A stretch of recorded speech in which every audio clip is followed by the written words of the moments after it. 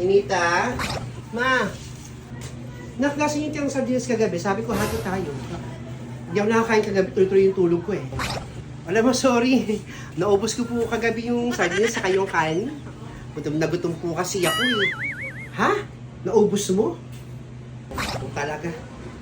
O sige, punta lang ako doon kay Negra. Bibili akong sardinas. Gutom na ako eh. Walang almusal.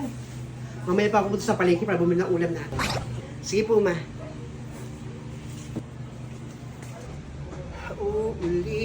Ulitin ko sa'yo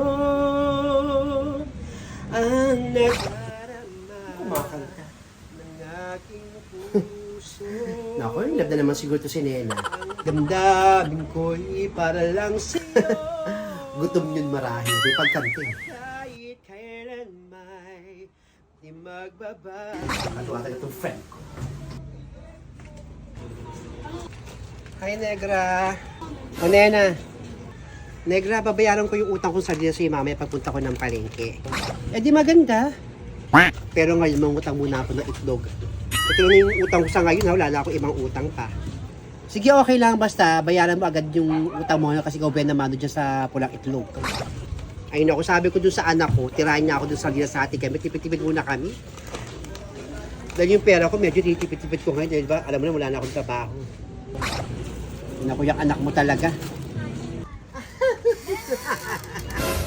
Ay, naku, Nena, yung anak mo nagsisinungaling sa'yo. Hindi mo ba alam, nung nakaraang gabi, kagabi yata, yun, nakita ko yung anak mo may dalang sardinas, pati kanin. Alam mo, kayo binigay, ha?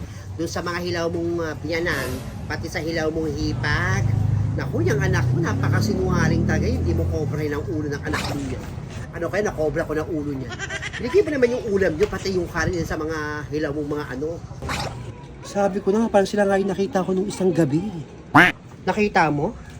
Nakita ko. Itong anak ko talaga na to, bilang beses kong pinagsabihan eh. Alam mo yung anak kong sininita na maawaing talaga eh, pero medyo may pagkatangiing taga yung batang. Ako, Nena, bahala ka. Bahala ka sa buhay mo. Salamat, Feli. Naglababilang kita ha. Kakusapin ko itong anak ko. Tigas ng ulo. O sige na, ingat. Tama yung hinala ko. Siya nga yung kausap ni Ninita nung isang gabi. Kaya pala sisermonan ni Feli itong si Ninita. Kaya medyo antok na ako nung kaya parang hindi malinaw sa akin yung kwento. Ay naku, si Ninita masyadong mabait na bata. Ninita! Ma, bakit po? Ninita, umamin ka nga sa akin, bata ka. Kumain ka ba kagabi? Kumain ka kagabi o hindi?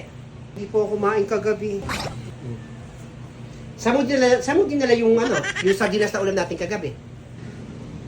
Umamin ka. Sasampalin kita, umamin ka. Ano po ma? Binigay ko po doon kay na lola pati kila tita kasi gutom na po sila may hindi pa po sila kumakain may. Sabi ko ni, ano ka ba naman nak?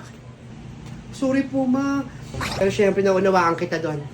Ganit lang ako kasi sinungaling ka sa akin. Ba't ka nagsasabi ng totoo? Wala po kasi ako, may. Hindi pa sila kumakain. Kawawa naman si Lola, pati si Tita.